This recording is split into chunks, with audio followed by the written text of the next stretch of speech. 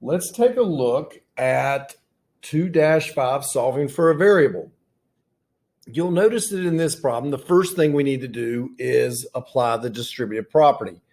So we want to distribute the 2 through, and on this side, distribute the 3 through. So when I do that, I get 6n, 2 times 3, I get 6. Distribute the 3 through gives us 3n, and then 3 times 3 is 9. Now, get all your variables to one side, all your numbers to the other.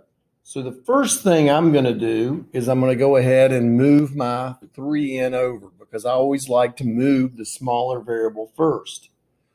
This gives me 3n plus 6 equals, that goes away, 0 plus 9 is 9. Now, I've got 3n over on the left side. So I have my variables over on the left in this situation.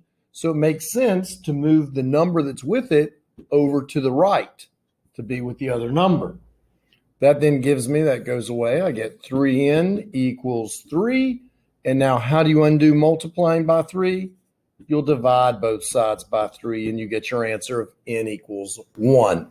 And we can check it and plug it back in. Does 2 times 3 times 1 plus 3 equal 3 times a 1 plus 3? Well, let's see. That's 3 plus 3 at 6. That's 12. And this is 3 times a 4, which is 12. So yes, it does work.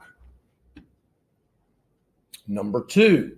Again, let's distribute through to start. That's 10n minus 15 equals 4n plus 15.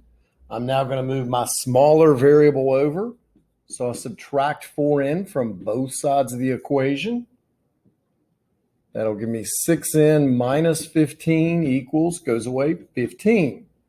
So I've got 6n over on the left side of my equal sign. So variables are all over there. So let's move this 15 number off that left side, move it over to the right. That goes away. 6n equals 30. And now how do we undo that multiplying by 6? We divide by 6.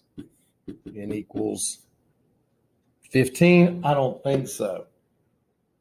Don't know where my brain went, but it's a 5. Woo doggy, having trouble. Number 3, let's distribute the 2 through and distribute the 4 through. That'll give me 6n, take away 2 equals 8n, add 8. Now, I always like to move the smaller variable. In this case, that's 6n. So I'm going to take 6n off of both sides of the equation. That gives me negative 2. Pay attention to the value in front. Equals a 2n plus 8. Now, you have your variable over to the right side of the equal. So move the number that's with it off that side over to the other. It goes away. You're left with 2n on the right side of the equal sign. On the left side, we have negative 10. So we're simply now, to get rid of multiplying by 2, we're going to divide by 2.